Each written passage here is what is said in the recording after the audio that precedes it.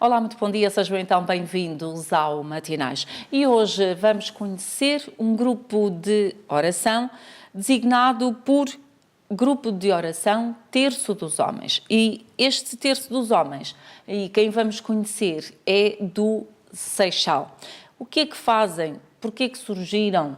Afinal, como é que veem, por exemplo, o tema que está agora em cima da mesa, que é a legalização ou não da eutanásia? Bom, é isto que vamos tentar perceber nos próximos minutos. Por isso, tenho comigo em estúdio dois convidados. Começo as apresentações já pelo meu lado direito, assim vão fixando nomes e rostos e fazendo a ligação. Temos então Nuno Capucha, é membro deste grupo de oração Terço dos Homens do Seixal, e logo a seguir está o Manuel Matias, que, claro, também é membro deste grupo de oração Terço dos Homens do Seixal. E se calhar pode estar surpreendida aí em casa pensando, não sabia que havia um grupo de homens que rezava o terço. Pois, eu também não, por isso é que os convidei a vir cá, que é para percebermos toda esta dinâmica. Muito obrigada aos dois por terem aceitado este convite e estarem aqui connosco. E, de facto, começava por um de vós, não sei quem é que vai querer responder, o Nuno, muito bem. Abre as hostilidades o Nuno, entre aspas. Nuno, como é que nasceu este grupo do Terço dos Homens? Como é que foi? Bom, o grupo surge da vontade de fazer duas coisas muito simples. Rezar o terço e rezar, se calhar, entre homens, questões de família. Recordo-me que na altura vimos algumas coisas do Brasil, onde os grupos de terço dos homens atingem valores, em termos de expressão, na ordem das milhares de homens. E claro que não esperávamos replicar isso aqui em Portugal, como é lógico, mas, sobretudo, atrair os homens que estão mais afastados ou que não rezam o terço e pô-los a rezar. E também, no fundo, desenvolver laços de amizade entre nós e tornar-nos mais coesos. Porquê o terço? Acho que a melhor resposta que eu lhe consigo dar é porque estamos em Portugal e a oração que Nossa Senhora pediu para ser rezada todos os dias é mais simples e posso já adiantar que rezamos também da forma mais simples possível, um terço rezado direito, com muito pouca... Muito homem, muito objetivo, digamos. Sem flores, sem rodeios, sem floreados. Direto ao assunto. Em termos da fundação do grupo, o Nuno está na origem deste grupo? Há quanto tempo existem?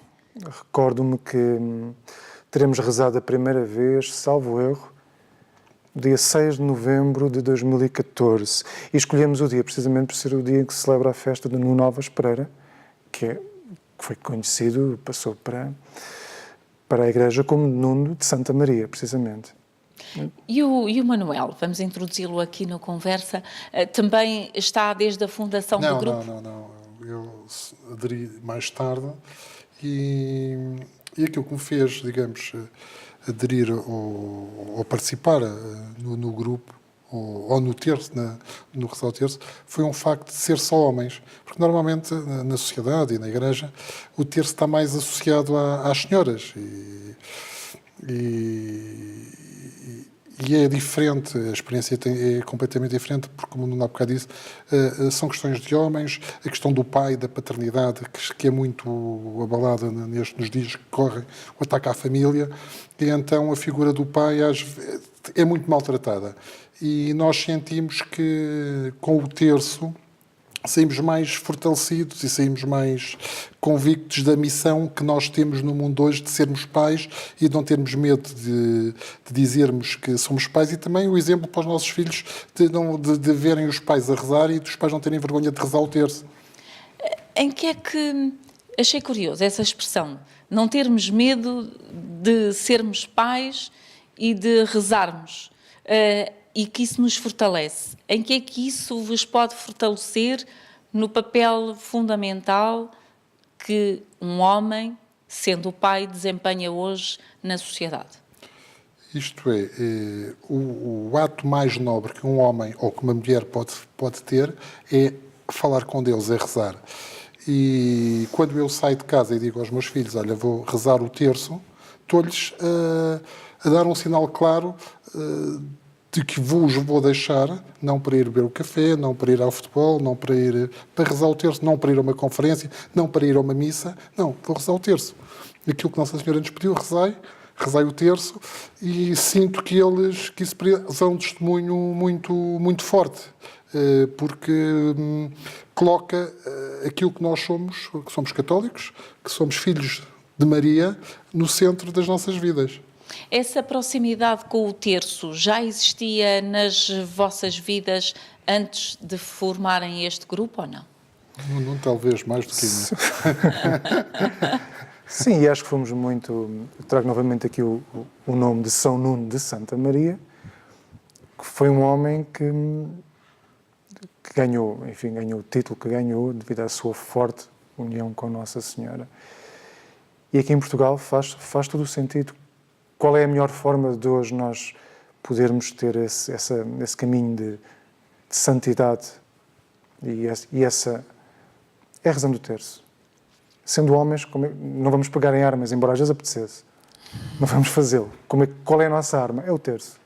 É a oração. É a oração, exatamente. Bom, Manuela, há pouco dizia que quando sai de casa, os filhos já sabem que vai rezar o terço. E eles também já vão ou ainda não podem participar? Quer dizer, eu tenho 2 filhos, um casal, o Zé e a Rita. O Zé estuda fora, estuda em Londres, a Rita está em casa. O Zé não está, não pode participar, embora já tenha ido uma vez. A Rita, não, mas também se fosse não havia problema. Mas é engraçado porque às vezes estão lá amigos, estão lá colegas, e quando eu digo, olha, tchau, vou rezar o terço dos homens, eles ficam a olhar e há um olhar entre nós, entre a família, entre os amigos, e fica ali uma interrogação, uma pergunta, então mas sai de casa agora vai rezar o terço só com homens, e depois certamente eles ficam lá a falar, e penso que é um sinal simples e uma mensagem clara da importância que o terço tem na vida do cristão e na vida do católico, neste caso mais concreto. Um pouco dizia-me que não está na fundação do grupo, entrou depois, não é? O que é que o motivou a querer entrar e ser membro deste grupo? Já tinha essa proximidade com a oração do terço? Quer dizer, eu achava, sendo um mariano convicto, não era um mariano de prática, pronto, e achava também um bocadinho que o terço era mais para as senhoras, quer dizer, até mesmo lá em casa quando rezamos o terço, a iniciativa é sempre do lado feminino, quer dizer, nós pronto, e foi quando o Nuno me disse, olha, queres vir? Há um grupo de homens que está a rezar o terço só de homens. E o Manuel quis ver se era mesmo a sério. Se era só homens, que isso corria bem. E saí de lá, foi uma experiência extremamente marcante, porque saí mais leve. As intenções que são colocadas têm mais a ver connosco, com a nossa realidade, mais pragmáticas, mais com as questões da paternidade, o ser pai no dia de hoje, e fez-me voltar e desafiar todos os homens a organizarem-se, porque é fácil, a única coisa que se tem que fazer é marcar um dia e rezar o terço. Não é preciso mais nada. Vocês rezam todas as semanas, mensalmente? Como é que se procede? Tentamos manter um ritmo regular, e neste caso, regular aqui é uma vez por mês. Confesso que nem todos os meses é possível, há sempre este ou aquele impedimento de vez em quando, mas pelo menos o grupo não se desfez, alargou-se um pouco, não se desfez, e vamos procurando, tentando sucessivos rearranques. Já são quantos membros? Em média, 8 a 10. Portanto, nada mal.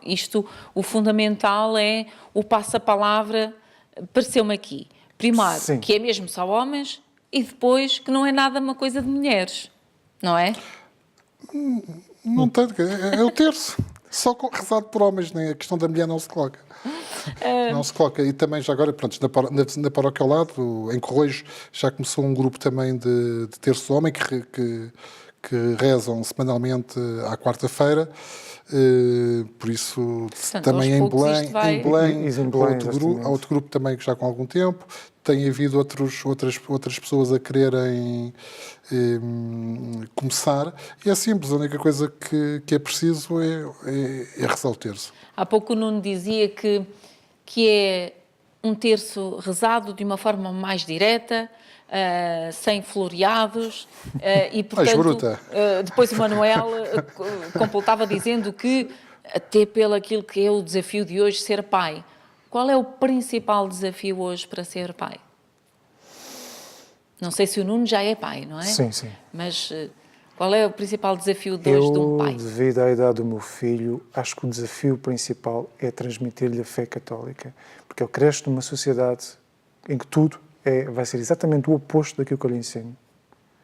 E, portanto, uma boa forma de eu dar testemunho é rezar à frente dele, rezar com ele. Manuel, qual é o maior desafio que, como pai, sente que tem que conseguir ultrapassar? O maior é dizer aos meus filhos, através do exemplo, de que ser católico não nos diminui em nada e não ter vergonha de afirmar aquilo que somos e vivermos aquilo que Jesus nos pede para viver. Porque vivemos numa sociedade completamente que nos coloca o oposto como critério. E nesse sentido, quer dizer, ter um grupo de homens que rezamos e que pedimos que Nossa Senhora nos ajude, que nos dê suporte a manter a fé, porque Nossa Senhora aqui em Fátima disse que em Portugal se iria manter o dogma da fé. E isso acho que nós pais somos os soldados, neste caso, que vamos à frente da batalha para proteger os nossos filhos dos ataques que o mundo contemporâneo nos coloca, como esta questão agora da vida e do ataque à vida, à família, quer dizer, que nós estamos a ser, com as questões de ideologia de género, com todas estas questões, os nossos filhos chegam a casa e questionam-nos sobre os critérios, sobre o que é que aquilo que lhes é apresentado. Por exemplo, os meus filhos já têm sido vítimas de defenderem a vida, de dizerem que o aborto é uma coisa má, têm tido problemas nas escolas com alguns professores porque acham que não, que tudo é lícito e tudo é permitido.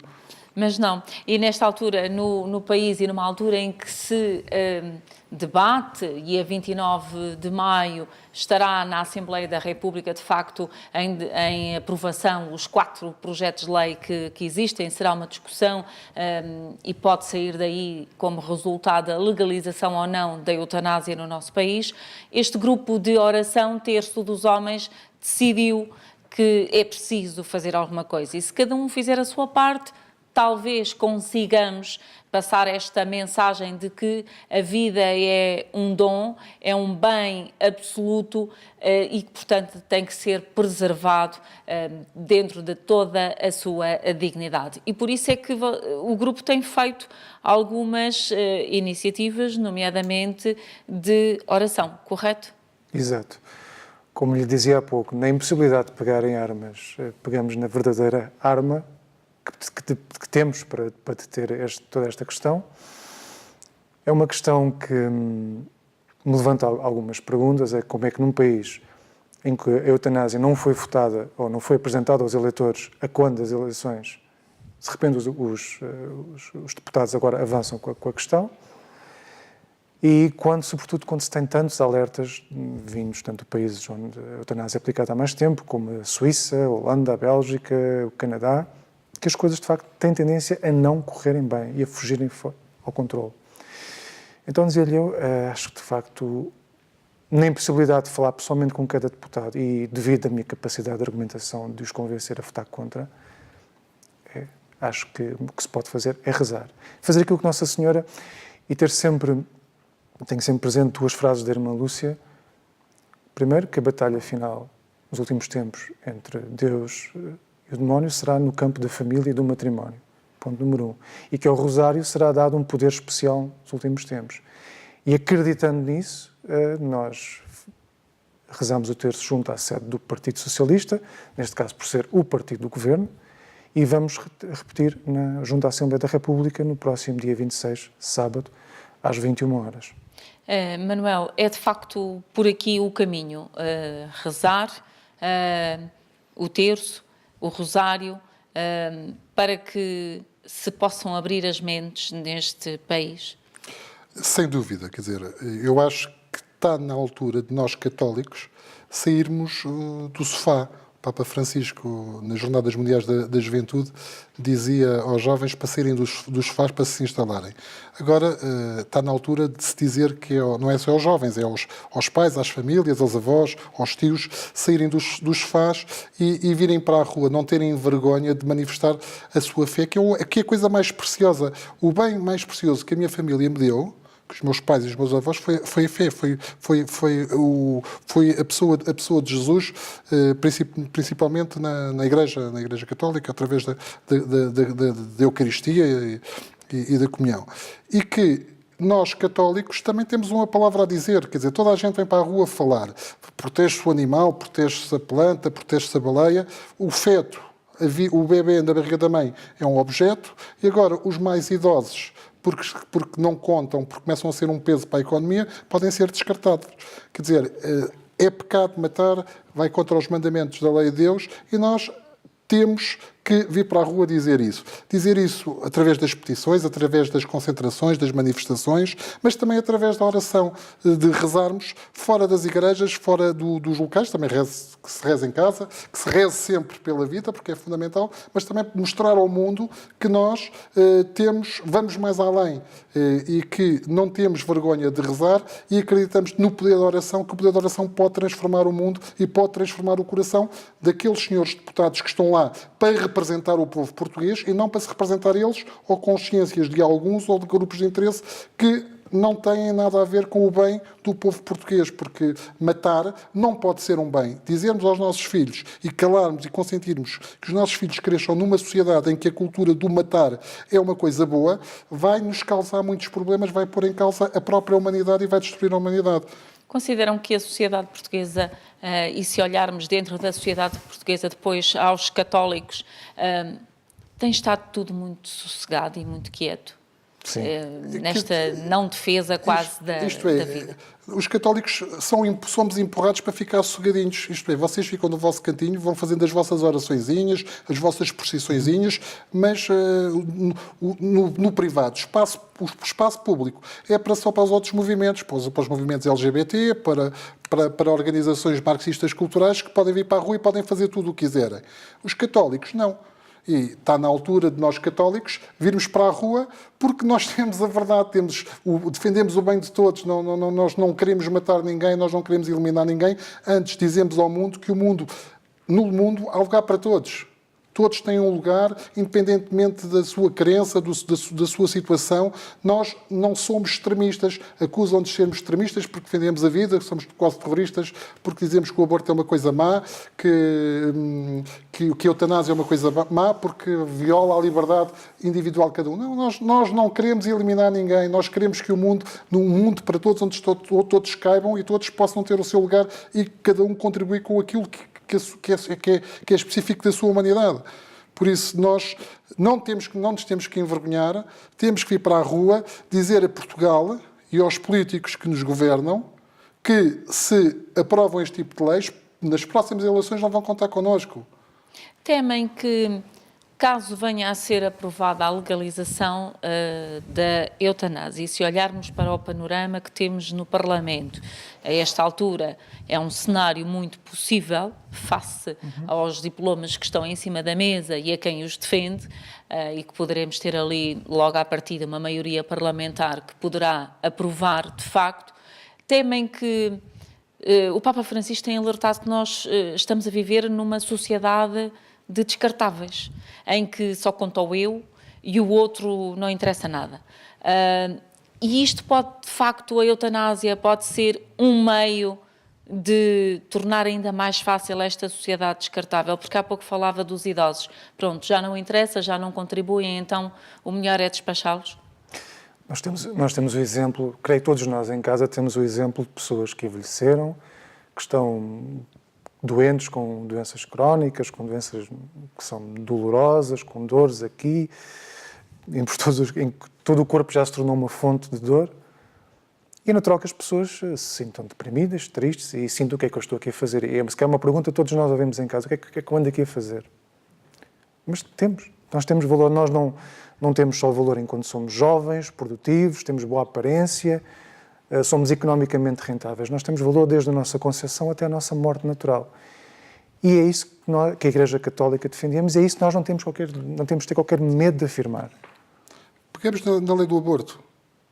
A lei do aborto em Portugal, os portugueses ficaram sensibilizados porque nos falaram aos sentimentos, porque não queria... Pronto, quem é que concorda que as mulheres sejam presas e quem é que concorda que uma mulher que seja vítima de violação seja obrigada a levar a gravidez até ao fim?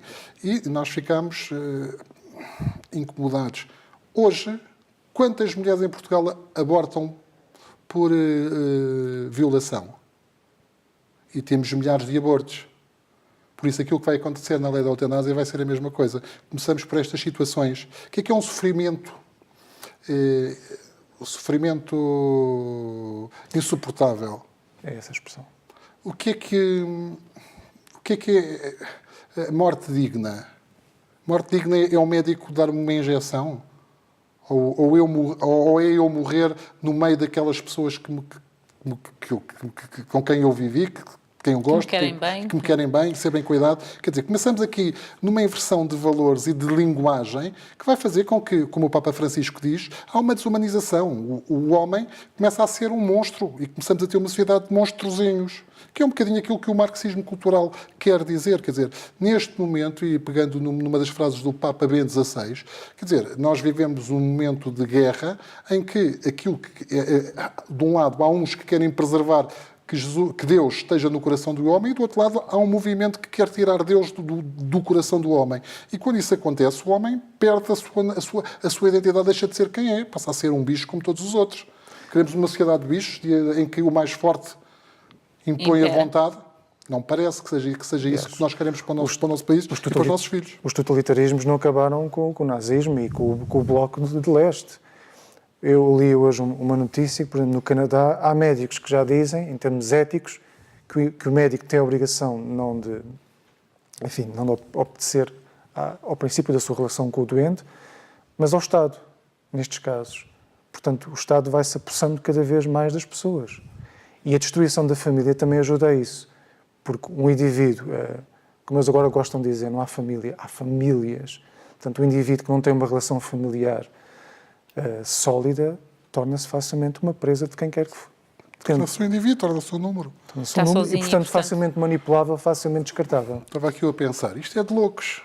Vivemos num país de loucos. Então temos 230 e poucos deputados que põem de lado o parecer da Ordem dos Médicos, dos bastonários da Ordem dos Médicos, do Conselho de Ética, da Organização Mundial de Médicos, a dizer que a eutanásia é o mal. E 238 deputados põem de lado este conhecimento científico, esta autoridade científica, que ainda por cima a nós católicos dizem que a gente tem fezadas e fezinhas, por isso tudo aquilo que nós defendemos é descartável. Agora temos aqui estas entidades que eu referi e metem de lado o parecer deles e acham que podem legislar sobre uma coisa só porque podem. E que, quando foram, como o Nuno há bocado disse, quando se apresentaram ao eleitorado português, ninguém pôs essa questão em cima da mesa. Eu duvido que os católicos votassem em partidos que dissessem afirmassem de forma clara que iriam apresentar a eutanásia como uma solução para os problemas de sofrimento em Portugal. O problema do sofrimento em Portugal e no mundo resolve-se com a solidariedade, com o investimento na saúde, com o investimento na família. Eu estive no outro dia a participar num encontro sobre os cuidados paliativos. Não se investe. E depois temos aquilo que existe, a rede de cuidados paliativos, uma pessoa de Lisboa que tem que ir para o norte ou tem que ir para o centro morrer. Ainda não temos uma rede devidamente de proximidade. Por isso, invista-se na saúde, invista-se nas pessoas, invista-se na família. Por caso contrário, não temos que terminar. Ideia final, Nuno. A ideia final acho que pode ser esta. No fundo, ninguém está interessado num debate, porque esta questão debatida racionalmente e serenamente, nós temos a razão do nosso lado. É algo que nos quer impor. E a guerra, e sejamos transparentes, a guerra do bem contra o mal, a guerra daquilo que não se vê, do mal contra o bem. E, portanto, qual é a arma que nos resta? Além da nossa razão, é o ter-se. E uma coisa que as pessoas podem fazer é rezarem pelos deputados, escolherem, sei lá, meia dúzia de deputados, rezarem, escreverem, os e-mails deles estão disponíveis publicamente no site do Parlamento, rezarem por eles, escreverem e dizerem o que acham e, claro, explicarem porque é que são contra a eutanásia. Manuel. Eu acredito que dia 29 vai haver um milagre. E vai haver um milagre porque a maioria silenciosa começou a fazer ouvir a sua voz. E sou um homem de fé e acredito na promessa feita por Nossa Senhora aqui aos pastorinhos, que em Portugal, apesar destas coisas todas, o dogma da fé há de sempre prevalecer. Claro que se os nossos governantes, que são escolhidos por nós, aprovarem leis más, mais leis contra a vida e contra a família, nós iremos pagar por isso, porque são as consequências desse mal que eles nos vão impor. Mas sou uma pessoa que acredita que dia 29 o bem vai vencer a morte. Muito bem, muito obrigada por terem vindo. É de facto assim. O grupo de oração Terço dos Homens do Seixal luta pela vida, dizendo não à eutanásia. Luta como? Através da oração e, nomeadamente, através da oração do Rosário, que é muito importante. Já fica aqui a dica, cada um de nós também o pode fazer, ou em conjunto com este grupo de oração, já no dia 26 às 21 horas, porque eles vão estar concentrados para pedirem mais luminosidade, por assim dizer, mais luz e mais discernimento para os nossos deputados, que no próximo dia 29 têm nas mãos uma decisão muito importante para tomar. Quanto a nós é tudo, até amanhã, fique bem.